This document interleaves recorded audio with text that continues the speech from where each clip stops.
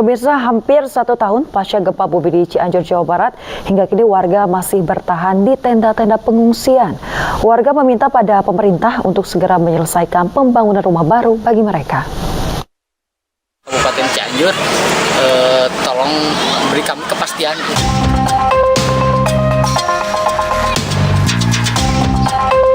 Pasca terjadinya gempa bumi yang mengguncang di wilayah Kabupaten Cianjur, Jawa Barat, masih banyak menyisakan luka mendalam bagi warganya.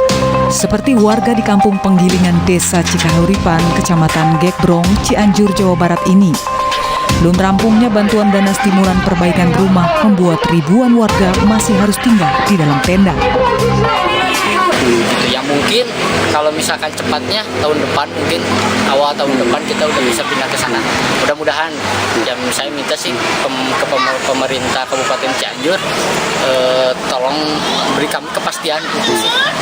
Kita harus menunggu itu di Huntara sampai kapan.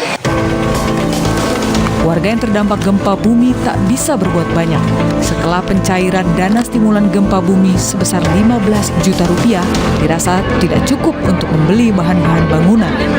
Akibatnya, warga harus tetap mencari biaya tambahan untuk tetap memperbaiki rumah mereka. Pergantian rumah pada intinya belum ada info lagi. Saya kurang tahu itu kalau misalkan untuk relokasi kita ini dari 100, kalau yang saya tahu waktu itu 127 orang relokasi. Nah, yang relokasi sekarang di Mande yang sudah mendapatkan kunci itu 13 orang. Nah, yang sisanya itu belum. Berdasarkan data yang masuk dari kecamatan yang terdampak, hingga saat ini, kendala lambatnya penyaluran dana stimulan terjadi akibat berkas persyaratan warga yang kurang memenuhi persyaratan yang sudah ditentukan. Nah, sebetulnya kalau memang berkasnya sudah komplit lah, sudah sesuai, penyaluran itu tidak lambat kalau sudah sesuai berkas-berkas yang diajukan sebagai persyaratan untuk pencairan. Namun kan pihak bank juga ada keterbatasan, setiap harinya tidak bisa banyak lah gitu. Sementara rumah yang sudah selesai dibangun dan sudah serah terima kunci belum juga bisa dihuni karena belum tersedianya saluran air bersih untuk warga. Airnya sudah ada, sumurnya sudah ada, airnya sudah ketemu lah gitu ya, airnya sudah bagus.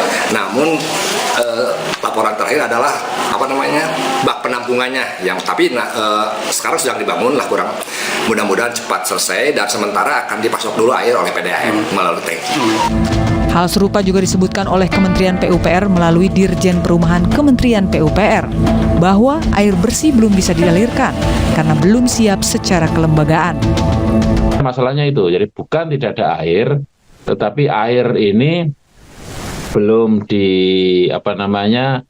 ibaratnya belum dikucurkan gitu masuk ke masing-masing ya, karena belum siap secara kelembagaan dan sebagainya gitu.